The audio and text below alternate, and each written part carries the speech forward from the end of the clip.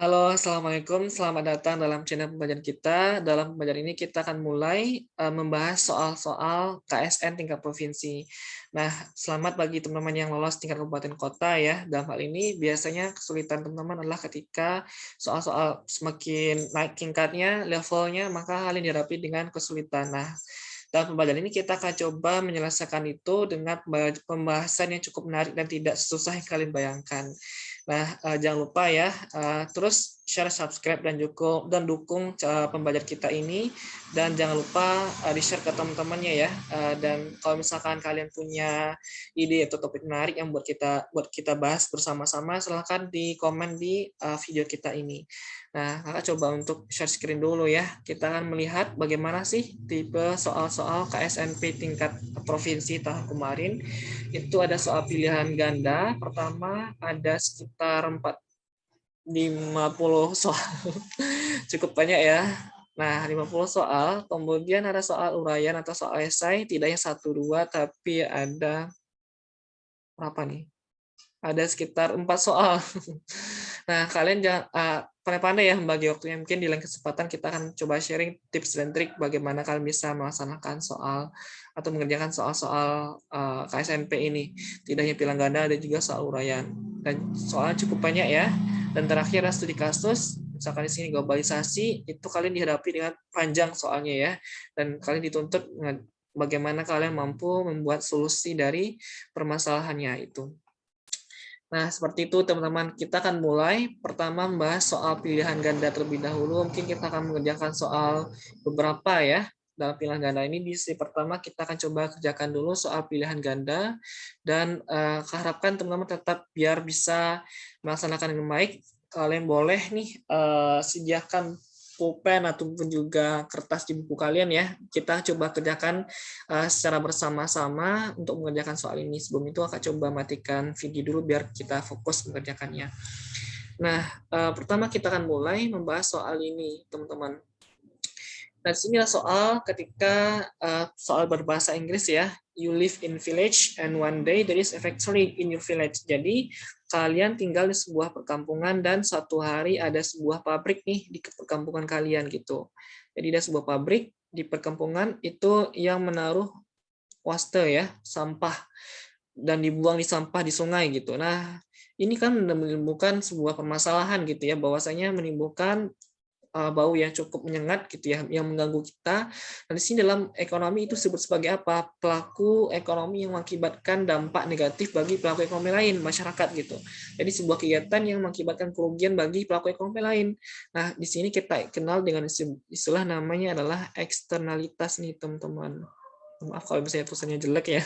Eksternalitas itu kita bagi menjadi dua hal. Pertama adalah eksternalitas positif, dan kedua adalah eksternalitas negatif. Kalau positif itu pelaku ekonomi mengakibatkan keuntungan. Nah, ini keuntungan. Sedangkan negatif kerugian gitu ya, bad gitu ya. Nah, ini kalau soal seperti ini jelas jawabannya adalah eksternalitas negatif. Ini eksternalitas bagian dari market failure atau kita sebut sebagai kegagalan pasar nih, teman-teman.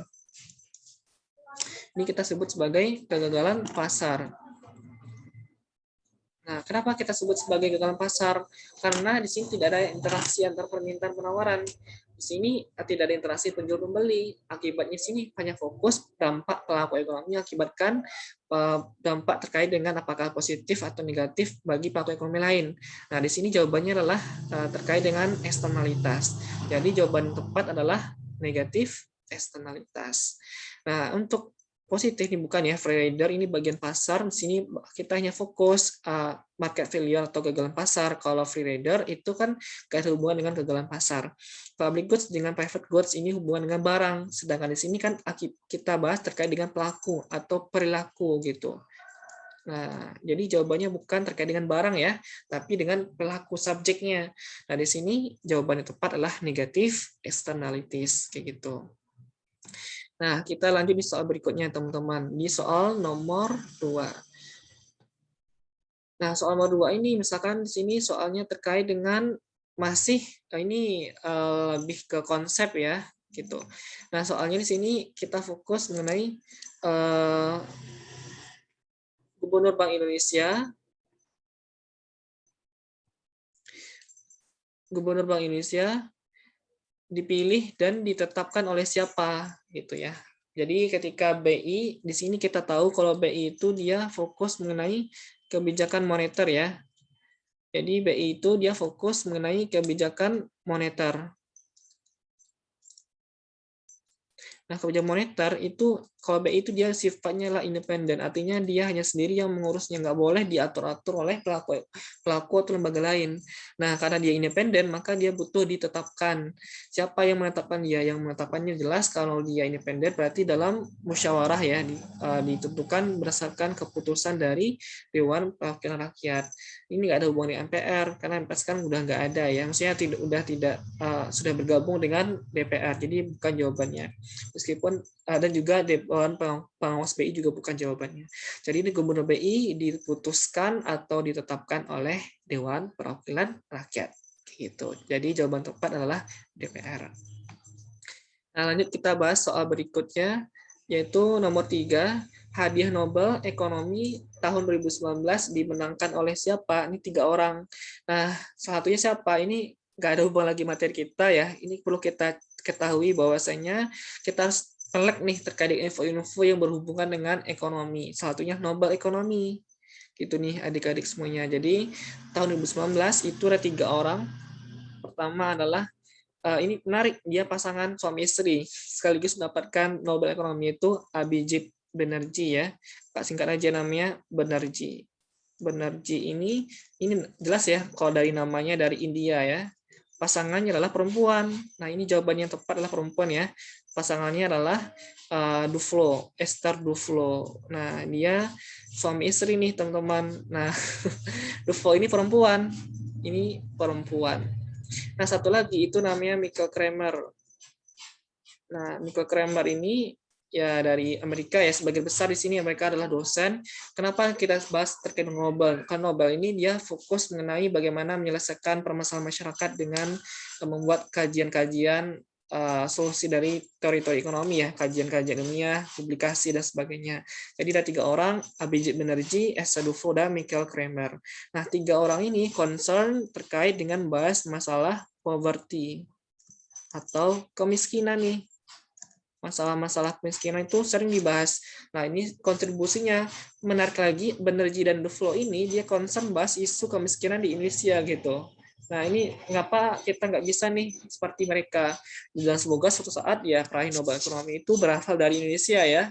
Karena yang terkenal lah Banerjee dan Duflo ini sering membahas topik-topik kemiskinan maupun juga masalah-masalah di Indonesia seperti SD Impres, masalah kartu PKH, program keluarga harapan dan sebagainya itu dibahas oleh mereka meskipun mereka bukan warga negara Indonesia. Nah, menarik sekali ya kalau kita bahas seperti itu. Lanjut soal nomor 4, masih gampang ya.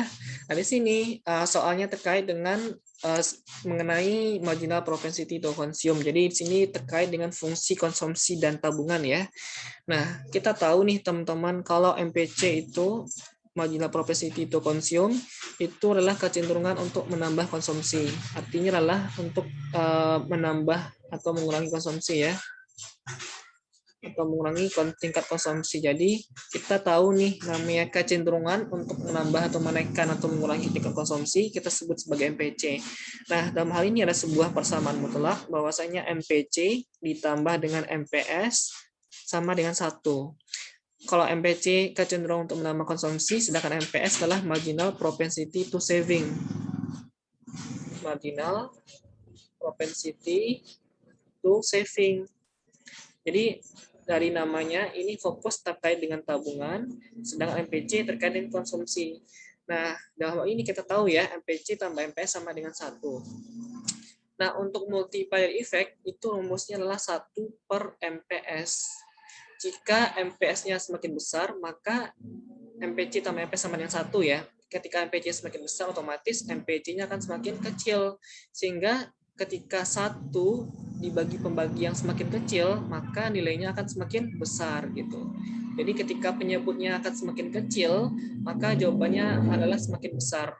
Maka untuk besar angka pengganda multiplier-nya adalah semakin besar ketika MPC-nya semakin besar, maka MPC semakin kecil. Ketika 1 dibagi 1 yang semakin kecil, jawabannya adalah multiplier effect-nya lah akan semakin lebih besar. Jawaban yang tepat adalah B. Seperti itu. Jadi nomor 4, jawaban yang tepat adalah besar pula angka pengganda multiplier effect-nya. Terakhir, kita akan bahas soal berikutnya terkait dengan di sini ya, terkait dengan summation of household. Jadi di sini fokus terkait dengan penjumlahan ya. Misalkan di sini ya kita bahas summation household consumption expenditure itu adalah pengeluaran rumah tangga konsumen, yaitu C, itu investment spending by firm, pengeluaran rumah tangga perusahaan yaitu investasi, dan sedangkan pengeluaran rumah tangga pemerintah yaitu government expenditure. Jadi dalam hal ini ada istilah namanya Y sama dengan consumption, C tambah I ditambah dengan G. C tadi itu kita bahas adalah pengeluaran rumah tangga konsumen, consumption. Sedangkan I itu pengeluaran rumah tangga perusahaan atau produsen, kita sebut sebagai RTP. Dan terakhir G itulah pengeluaran rumah tangga pemerintah. Nah, pengeluaran rumah tangga pemerintah dalam hal ini konsumsi tambah investasi tambah belanja pemerintah itu kita sebut sebagai agregat demand atau kita sebut sebagai permintaan agregat ya teman-teman. Jadi permintaan agregat keseluruhan dari rumah tangga konsumen, rumah tangga perusahaan atau produsen atau ini ya perusahaan tadi ya, dan juga rumah tangga pemerintah government. Jadi yang jawaban yang tepat nomor 5 ini adalah A, agregat demand. Exchange rate itu artinya course, nggak ada hubungannya ya. National income itu pendapatan nasional. Pendapatan nasional itu dia ada 3 pendekatan. Mana dulu pendekatannya? Di sini kalau pendapatan nasional tidak hanya bahas CTI tambah G, mungkin lebih luas lagi ya, ada ekspor dan impor. Jadi agregat demand di sini fokus terkait dengan summation household consumption expenditure as investment plus dari government expenditure. Jadi jawaban tepat adalah A. Kalau yang E ini foreign exchange reserve itu terkait dengan kegiatan luar negeri ya, berhubungan dengan devisa. Nah, jadi jawaban tepat nomor 5 inilah terkait dengan agregat demand, yaitu konsumsi tambah investasi tambah belanja pemerintah. Nah, seperti itu ya, teman-teman. Demikian yang mungkin dapat kita bahas. Semoga bermanfaat dalam pembahasan kita ini. Dan jangan lupa ya, share, subscribe, dan juga dukung channel kita. Kalau misalnya teman-teman punya pertanyaan, silahkan komen di video pembelajaran kita pada kali ini. Semoga bermanfaat. Demikian, selamat berjumpa di lain kesempatan. Assalamualaikum warahmatullahi wabarakatuh.